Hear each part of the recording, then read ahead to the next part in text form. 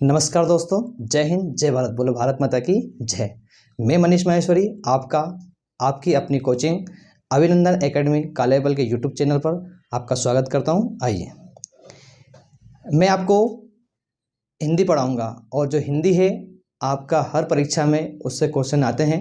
अभी जैसे अपन नॉर्मली अगर एग्ज़ाम को उठाते हैं तो आने वाली एग्ज़ाम जैसे पटवारी, उसके बाद में जेल प्रहरी का, वन रक्षक का, इन सभी में हिंदी से क्वेश्चन आते हैं। हिंदी का कंटेंट अच्छा खासा रहता है, हिंदी को पढ़ना आवश्यक है।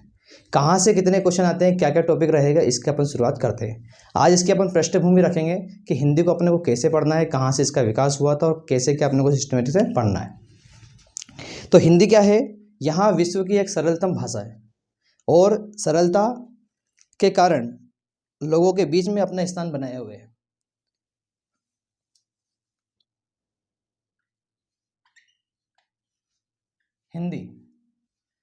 हिंदी जैसे मान लो बात करूँ कि हिंदी क्या होती है, तो आप लोग कहेंगे कि हिंदी अपने बीच में बोले जाने वाली भाषा, यही कहेंगे आप लोग।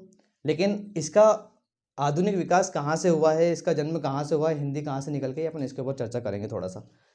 तो अपन शुरुआत करते हैं कि इसका जन्म कहाँ से हुआ है। कुल मिला के जन्म की बात करेंगे तो अपनी प्राचीन भाषा है संस्कृत। आज से प्राचीन समय में जो भी लिखा जाता था, जो भी बोला जाता था, जो भी पढ़ा जाता था, वो संस्कृत भाषा में चलता था। संस्कृत से एक भाषा का जन्म होता है जिसका नाम है पाली। पाली से बनती है प्राकृत। इस प्राकृत से अपभ्रंश या इसको बोलते हैं अवभट्ट। अपभ्रंश या अवभट्ट ये भाषा कही जाती है। इसके बाद में अपनी हिंदी का जन्म होता है। अपनी हिंदी भाषा बोली जाती है, लिखी जाती है। अब हिंदी होता क्या है? नॉर्मली अपन कहेंगे कि लोग अपने विचारों का जो आदान प्रदान एक दूसरे के मध्य में करते हैं उसे कहते हैं अपन भाषा।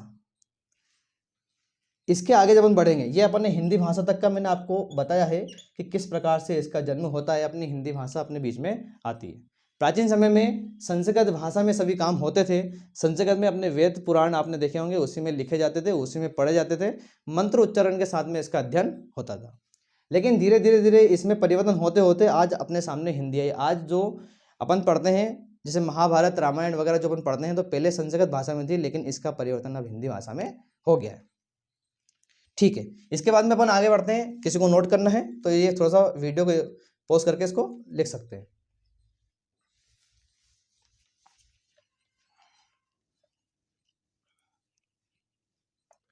अब लोगों के बीचों में या बात करें अपने गांव, अपने शहर, अपने जिले या अपने प्रदेश या अपने भारत या विश्व में, हिंदी भाषा के साथ साथ में अनेक ऐसी भाषाएं अपने स्तर पे बोली जाती है, उस क्षेत्र के हिसाब से बोली जाती है, वहाँ के लोगों के द्वारा बोली जाती है। अब उसमें क्या करते हैं लोग? अपने विचारों का आदान प्रदान उस भाषा में करते हैं, क्योंकि वहाँ के लोग उसी भाषा को समझते हैं। तो हिंदी भाषा में क्या होता है मुख्यतः, मतलब हिंदी भाषा का मतलब क्या है कि आप अपने विचारों का आदान प्रदान कर रहे हो। अब आदान प्रदान किस तरह से करते हैं अपन, तो उसको समझते हैं। यहाँ क्या है अपनी ये हिंदी भाषा। आज सिर्फ अपन भूमिका रख रहे हैं कि हिंदी की भाषा क्या है, हिंदी भाषा।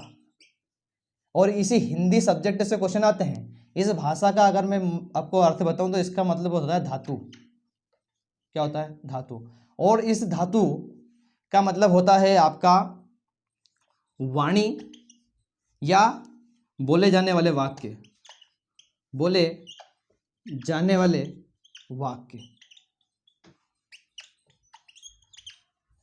जाने वाले वाक्य। अब मैंने आपको बताया है कि इस मध्य प्रदेश में नहीं, इस विश्व में भी कई सारी भाषाएं बोली जाती है। अब ऐसे अपने भारत में भी लगभग भारतीय संविधान में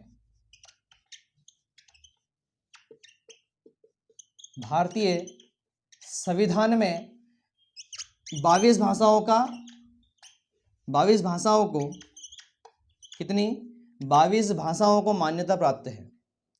अब 22 भाषाओं को अलग अलग मान्यता प्राप्त है, उनकी अलग अलग लैंग्वेज होती है, अलग अलग क्षेत्र के हिसाब से बोले जाते हैं। जैसे उदाहरण के लिए अगर बताऊं मैं आपको, जैसे गुजरात है तो गुजरात में गुजराती, उधर अपन केरल तब जाते हैं तो कन्नड़ वगैरह ऐसी कुछ भाषा, उधर तमिलनाडु में जाएंगे तो तेलुगु वगैरह ऐसी भाषा अपने को सुनने को मिलेगी। तो इस प्रकार से अपने भारतीय संविधान में 22 भाषाओं को मान्यता प्राप्त है। आगे बढ़ते हैं कि अपनी इस हिंदी भाषा को राजभाषा भी कहते हैं। अब राजभाषा क्या होती है? तो राजभाषा ऐसी भाषा है जिनका जो कार्य अपना ऑफिशियल जो कार्य होता है या राजकीय जो कार्य होता है या भारत सरकार के अंतर्गत जो कार्य होते हैं वो सभी कार्य अपने हिंदी भाषा में किए जाते हैं, हिंदी भाषा में लिखे जाते हैं, हिंदी भाषा में बोले जाते हैं, हिंदी भाषा में समझे जाते हैं। इसलिए हिंदी भाषा को राजभाषा का भी दर्जा दिया गया। अब ये कब दिया गया था? तो ये एक तारीख है, याद रखना, कई बार पूछता है वो कि 14 सितंबर 1949 को 14 सितंबर 1949 को हिंदी को राजभाषा का दर्जा मिला। किसका मिला? राजभाषा का दर्जा मिला है। अब राजभाषा का मतलब ये नहीं होता कि राज करना है, जैसे राजे रजवाड़े लोग राज करते थे ऐसा राज करना नहीं। इस राज करने का मतलब है कि उस भाषा में ऑफिशियल काम होते हैं या फिर कार्यालय के कामकाज किए जाते हैं, इसलिए इसे राजभाषा कहते हैं। इसे इंग्लिश में ऑफिशियल लैंग्वेज भी